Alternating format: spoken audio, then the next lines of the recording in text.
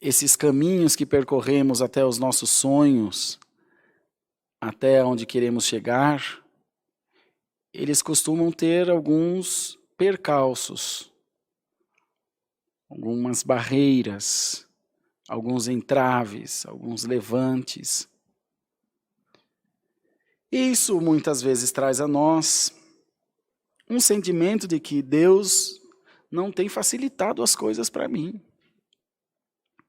O Senhor me está deixando passar a prova até o osso, até o tutano do meu osso, as minhas feridas têm doído. Isso, irmãos, é uma ignorância da nossa parte. Ignorância no sentido de desconhecimento, de não saber do que estamos falando. Porque o Senhor sempre aplana os nossos caminhos. Bendito seja o nome do Senhor. O Senhor sempre endireita as nossas veredas e procura para nós, não o caminho do menor esforço ou do menor empenho, mas o caminho do melhor resultado, irmãos.